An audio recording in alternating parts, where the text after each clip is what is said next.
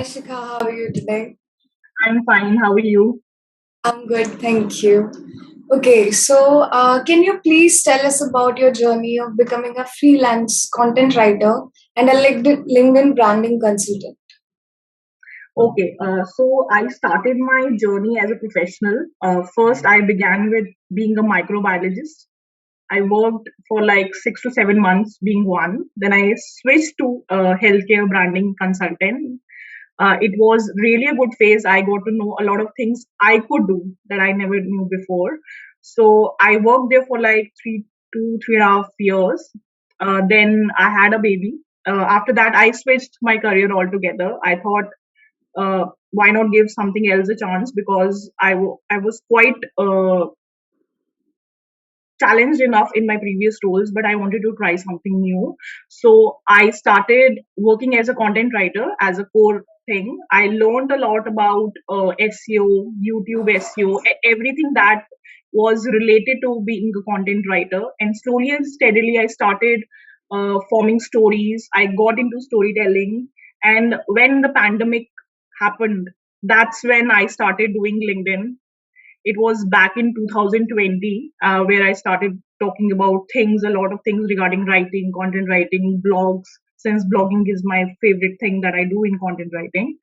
Uh, 2 years down the lane, I was like, okay, I have understood primarily all the concepts that LinkedIn offers. So why not try it out with others as well? Let them get that visibility, or let them get that thought leadership that they're looking for in their fields. So that's how began my LinkedIn personal branding consultant journey as well. That's good to know, trying everything and then finding your passion in it. Okay, this is what I like. I'm gonna move forward with it. It will be actually very surprising. Probably, I think when I started my journey as a microbiologist, I couldn't write a single word. I always used to copy from Google. I'm probably the first one who started copy pasting first. Then I learned the craft of writing actually. So I have actually learned everything on the job. I never did any training or courses. It was all what my mentors, my managers, even my boss, who helped me actually learn all the skill set that I know today. That is great to know that you got that environment where you could learn at the job, Yes, right? right. So you say that it's your second innings. What are the major learnings from your first innings?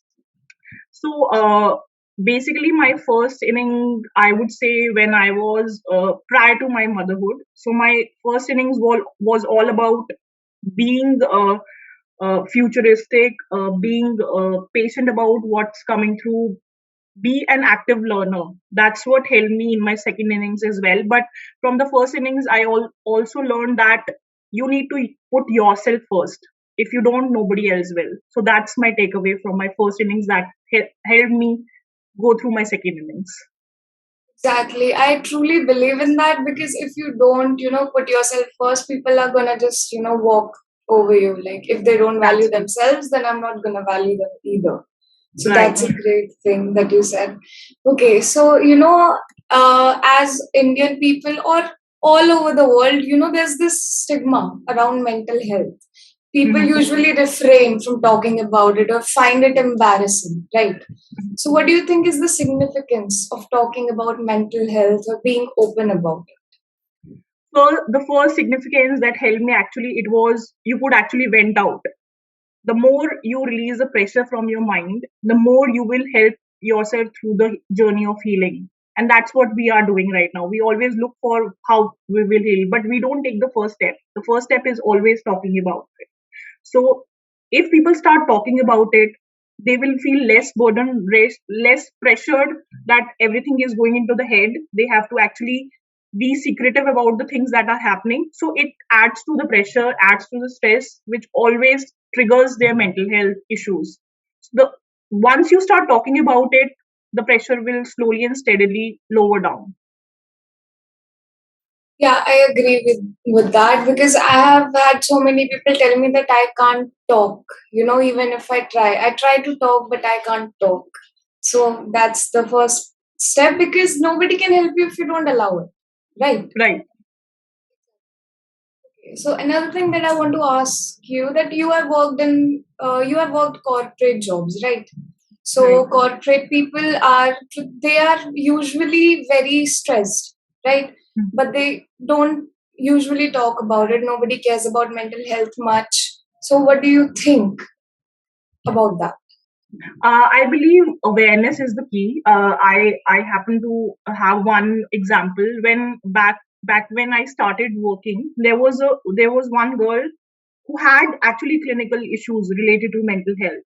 She was diagnosed with one, but the fact that we weren't aware as an organization or as colleagues, we used to tell her, okay, she has a laid back attitude, she's lazy, she just doesn't want to work.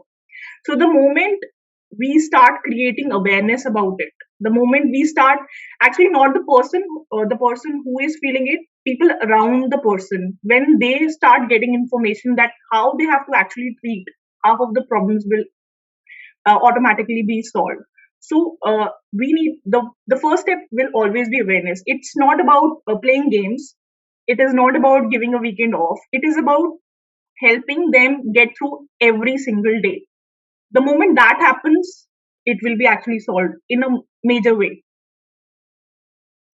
Yeah, I agree with that, because sometimes if you even try to talk about it, but if you see the reaction and mindset of people surrounding Right. that topic, so you just refrain from it.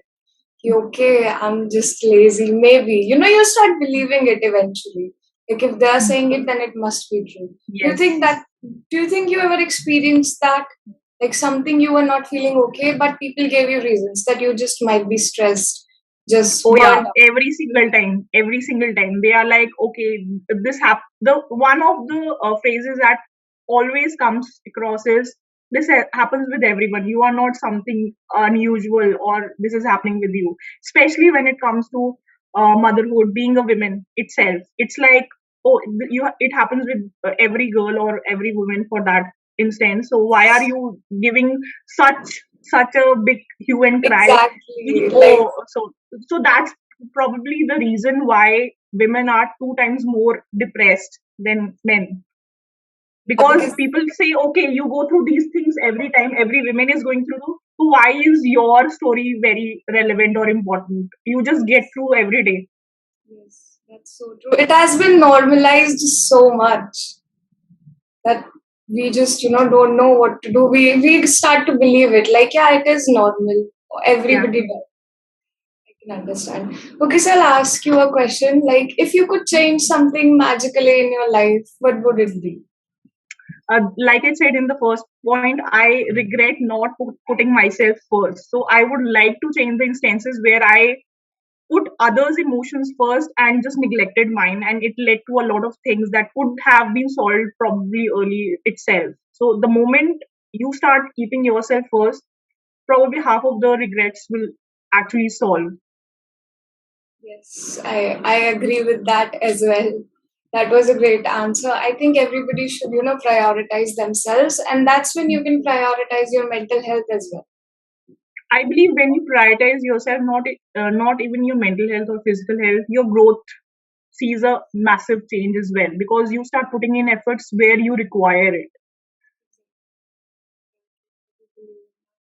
Okay, thank you so much for your insight today, Shikha. That was great. And everything you said is very true and relevant. And I hope it can help people and they can understand it is not a crime to put themselves first, right? That's true. Okay, thank you so much for your time today, Shikha. Thanks a lot. You have a nice day.